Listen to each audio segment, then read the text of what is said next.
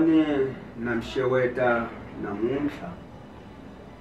vito ra hosi yena Jesu Kreste wa Nazareta. Avuxeni vamakwerhu, avuxeni varhandziwa va hosi, avuxeni vamakwerhu lava rhandzaka ku twa timhaka ta rito ra Xikwembu na mxeweta. Loyi a mxewetaka yena Bishopo Aaron Maleyane. Ni xeweta mina mi ni yingiselaka hi nkarhi wa swoswi, ni xeweta ni vatirhisanikuloni laha exitudio xi nga ka xona, ni xeweta futhi na vamakwerhu emabandhleni hinkwawo ya ka Yesu Kreste, ni le bandhleni leri ni hanyaka ka rona ra Goshen, na mi xeweta. Ni xeweta vamakhelwani va mina lava va ni kombisaka timhaka hi siku rin'wana na rin'wani, kutani vatirhi hi ku hlukahlukana ka vona, vuhosi bya mina, avuxeni lava rhwalaka ku tika hikwalaho ka ku tiva, ka ku rhandza ku tiva leswaku hi yihi ndlela leyi va nga kotaka ku ve ni va fambisa emisava leyi Xikwembu xi va nyikeke. Na va xeweta vafundhisi lava rhwaleke ku tika hi ku fambisa rito ra Xikwembu, ku ve va kota ku rhandza ku hanyisa mimoya leyi ifaka hi vito ra hosi yena Jesu Kreste. Na mi xeweta na ni ku hi lava ku nghena eritweni ra Xikwembu sweswi hi dyondzisana ha rona loko hi ta ri dyondza eka mahungu lamanene. Namuntlha vamakwerhu hi lava ku burisana laha ka rito ra Xikwembu hi mhaka ya ku johelana ni ku rivalelana. Ku johelana ni ku rivalelana i mhaka leyi hi lavaka eku vulavula ha yona namuntlha. Kutani a hi kombeleni eka Xikwembu xa hina hinkwerhu leswi swa ku ve ni hi ta kota ku nghena eritweni leri. Tintswalo ta hosi yena Jesu Kreste wa Nazareta, wena u siyeke vuhosi ekaya u ta emisaveni ya swisiwana swa ku lahleka, ku ta hi vuyisa emimoyeni ni timbilwini ta hina leswaku hi nga lahleki, hi kongomi ndlela ya ntiyiso leyi hi yisaka ekaya ra xitshembiso leri hi nga ri voniki hi matihlo ya nyama kambe ri dingaka ematihlo ya moya. Hi vito ra wena hosi, nghena ka hina ka nkarhi wa sweswi hi pfula mapfalo ku yingisa timhaka ta rito ra wena, ni ku ve ni u vulavula ku ri wena hina hi nge swi koti. Yima na hina hosi hi ku fika makumu hi vito ra hosi yena Jesu Kreste wa Nazareta, amen. Dyondzo ya hina namuntlha vamakwerhu hi dyondza ka mahungu lamanene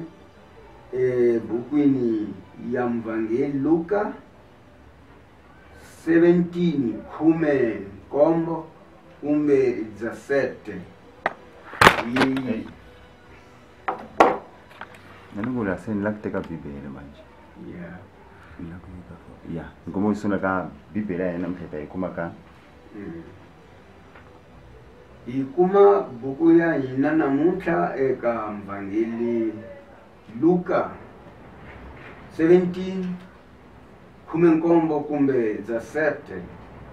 ni le ka Mvangeli Mateo 5 nga ntlhanu wo avanyisa ka 23 23. Hi sungula ka Mvangeli Luka, a hi hlayeni la ta swikhunguvanyiso. Yesu a ku ka vadyondzisiwa va yena, loko swi ri swikhunguvanyiso a swi nga pfumaleki, kambe u ni khombo lweyi swikhunguvanyiso swi humelelaka ha yena. Swi nga va swinene loko ribye ra ku sila ri boheleriwa enhan'wini ya yena, a hoxiwa elwandle. Ku ri ni loko a khunguvanyisa un'wana wa lavatsongo. tivoneleni ke loko makwenu a johile u n'wi tshinye loko a tisola n'wi rivalele ni loko a ku johela ka 7 kumbe 7 hi siku rin'we kutani a tlhela eka wena ka 7 a ku ndza tisola n'wi rivalele. Amen. A hi nga hlayeni yo leyi ku qala hi twa leswaku i hisa kwini hi nga si na funda leyi ya ka mvangeli Mateo. Kutani lava makwerhu hi hlangana na mhaka hi ku lerisa ka hosi Jesu. Mpostolo wa hina Luka a tsala timhaka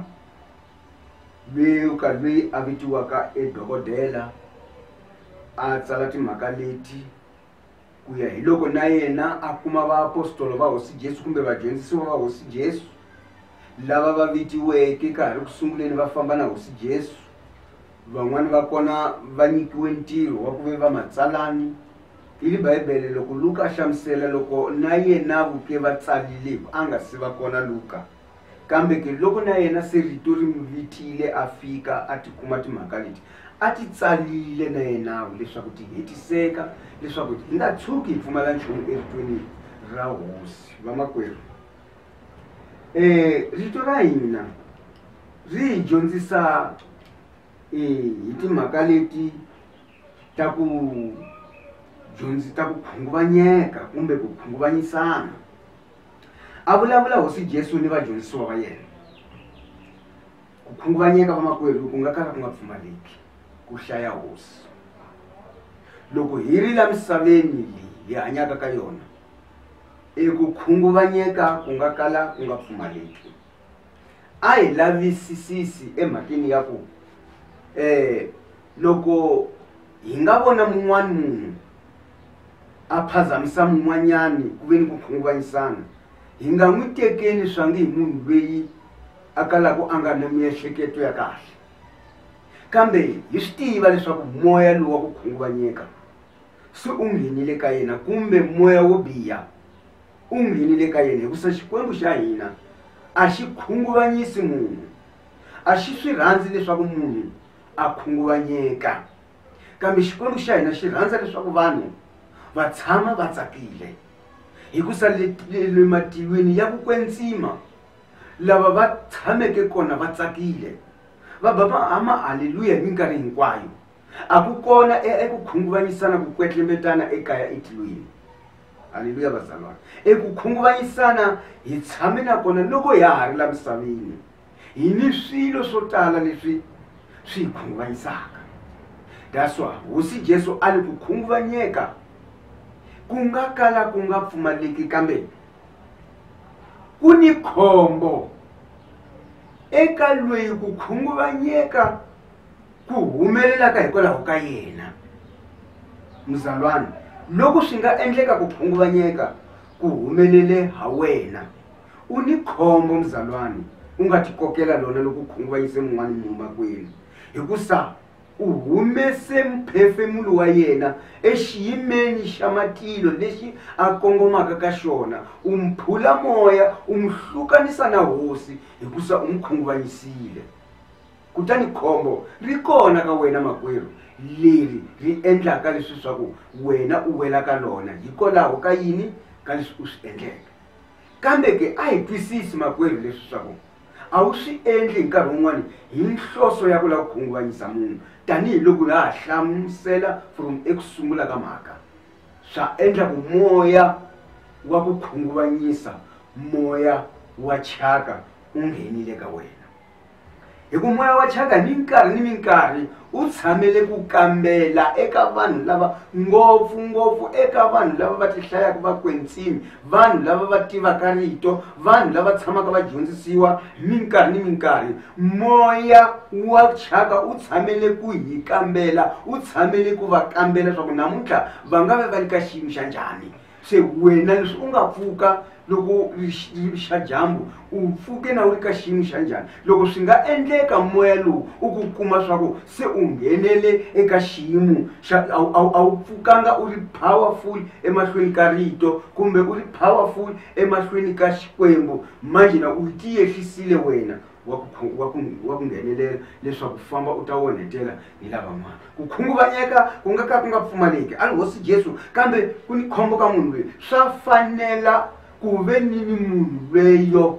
swi nga fanela ku ve nini a boheleliwa tsamba kumbe ribye ra ku sila enhan'wini leri tikaka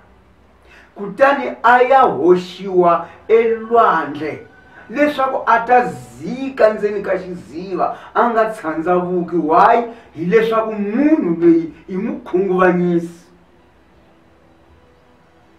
haleluya vazalwana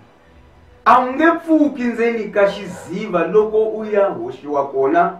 na u fakiwe ribye leri hambi wo tiva ku hlambeta a wu khupuki ku sa ribye rona ri ku susumetela ndzeni ka matiko la tika khumbula la siku rin'wana hosi Jesu a ti loko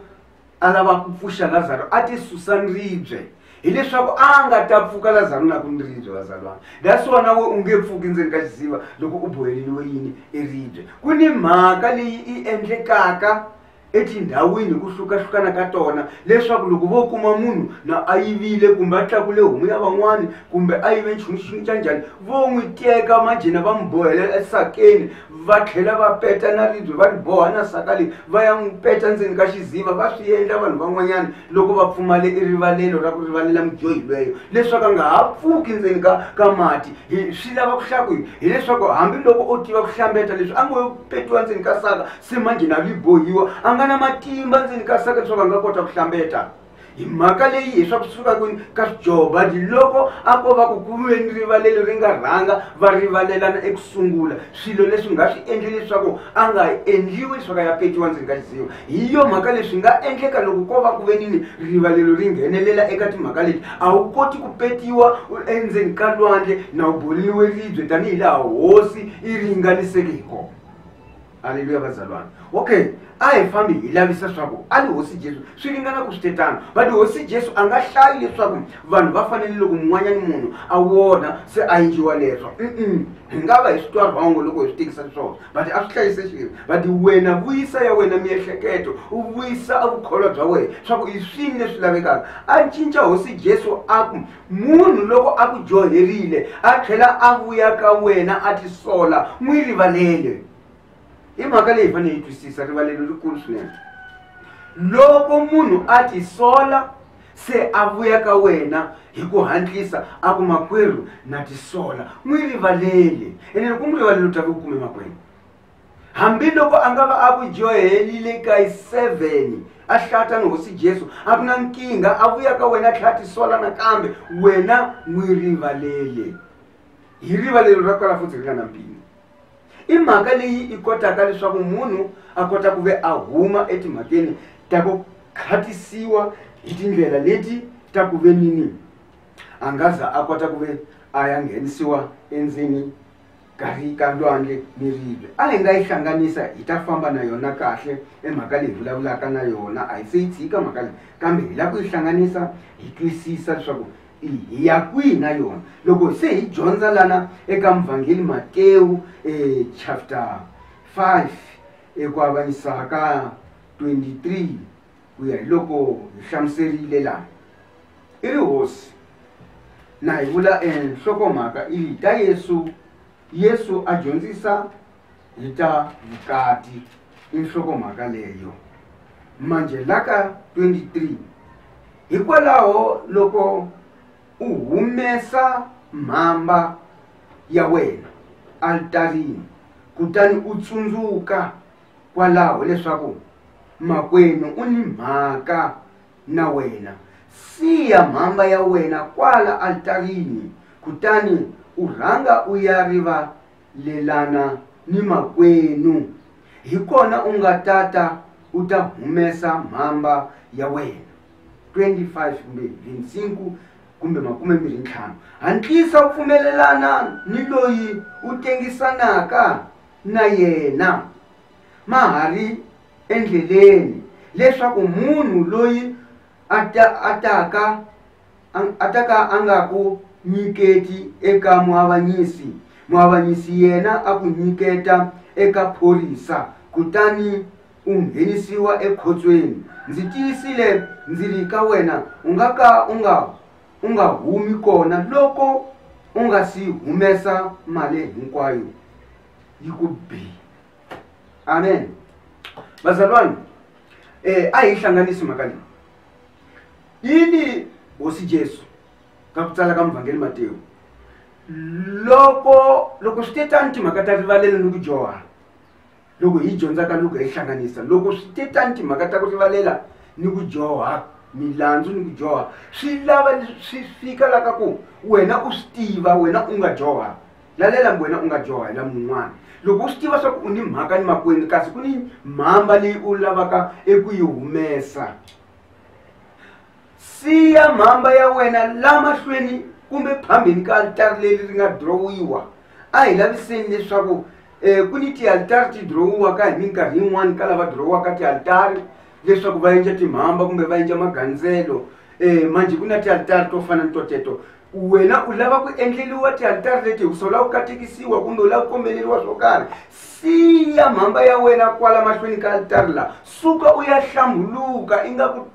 kombelela kumbe u ya hlangana ni makwenu lowu nga mi dyohela, mukoki u ya hlangana na yena makwenu ni ku dyohelile, kambe ni lava leswaku swilo swa mina swi ta famba kahle. Ni kombela leswaku u ni khomela milandzu leyi ni nga yi endla, u nga ni khomi mbilu ya ku tika makwenu. Ni ku na swi tiva leswaku ni ku vonhelile ni yo pfumala nkarhi ku ta tshama na wena, kambe ke sweswi ni ntirho wukulukumba lowu ni fanele ni wu endla. Famba u ya hlangana ni makwenu, hantlisa u pfumelelana ke loko hi dyondza ka 25, hantlisa u pfumelelana ni lowu tengisanaka na yena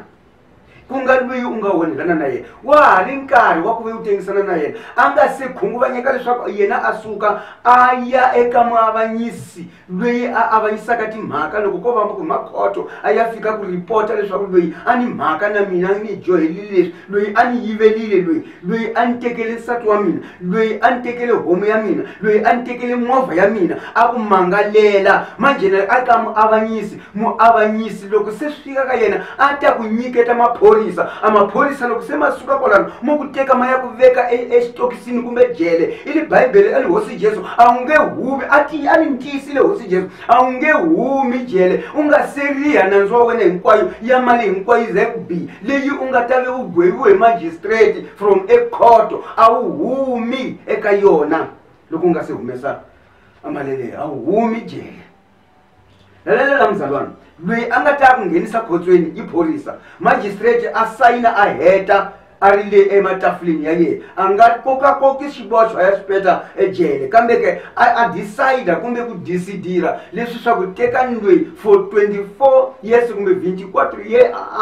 a pfaleriwile. Kutani ke manjisa xileswi maphorisa hileswaku wena u hluleke yini, u hluleke ku ya tshama ni makwenu loyi ka ha ri nkarhi, hambiloko a nga karihi ya makwenu mani. Hi leswi u nga n'wi vonhela i choice ya wena ya ku ve nini u zama ku ve u tihlanganisa na yena hi tindlela hinkwato. Loko swi nga endleka yena a teka tlhala a ku dlaya ku ve wena u zama ku tihlanganisa na yena, lowu i nandzu wa yena. Hileswaku swi tsariwile la Bibeleni leswaku munhu loko a ku dyohelile loko a ta ka wena a kombela rivalelo n'wi rivaleli. Hi ku hlanga kona vamakwerhu munhu loyi a kalaka nga dyohi. Namuntlha loko ni nga ka ni nga pfumeli mina eku rivalela loyi a nga ni dyohela, xana mina ni dyohele vangani kusuka loko loyi a ni dyohelile? Ni dyohele vangani mina lava va kalaka va nga se ni byela swa ku ni va dyohelile? A ni swi tivi swa ku na dyoha kona mina ku tovola mina a ni xi dyoheli Xikwembu ke, hikusa a ni fambi hi ndlela leyi Xikwembu xi lavaka ku ve nini ni famba ha yona. Na xi dyohela Xikwembu, hi ku dyohela munhu un'wana u dyohelile Xikwembu hi mukhuva lowu rivalelo ri ta tshama ri ri kona. A xi hi dlayi Xikwembu xa hina hi mhaka ya leswaku ha dyoha. Why hina hi nga swi koti ku ve nini rivalela un'wana ke loko a nghena enandzwini? Kona why wena u nga dyoha u nga swi koti swa ku ve nini u n'wi rivalela makwenu? Sure u ehleketa swa ku a nga ta ku vona leswaku mujoyile kumbe nga ta swi tiva leswaku mujoyilile kambe loko se a swi tsumbulile ma yana hambiloko u ya tisola hambiloko a nga swi tsumbulanga ma a wu ke u vuyisa miehleketo u tiva leswaku leswi u nga joyela mun'wana munhu swa vava eka wena loko na u nga joyiliwa loko u swi twa ku u ni miri un'we na yena loko u swi twa swilo leswi swa ku a swi tshamisekanga hi lexi nga ta endla leswaku venini manjena u tiva ku u tisola hikusa u munhu heyi u nga hlongoliwa ntirhweni va ku hlongola u nga ha tirhi hi mhaka ya ku yala eku ya kombela rivalelo ka mukachi wa wena nga ku kacha u nga pfumeli ku ve u ya tisola ku ni onhile ka leswo karhi va za va ku hlongola total u nga heleliwa hi vukati hi ku yala ku venini u tisola ka leswi u nga joyela noho wena u nga famberiwa hi nsati hi ku yala ku venini u tisola ka leswi u nga joyela nsati wa wena u za u hlaya ku mina ni nge kombeli rivalelo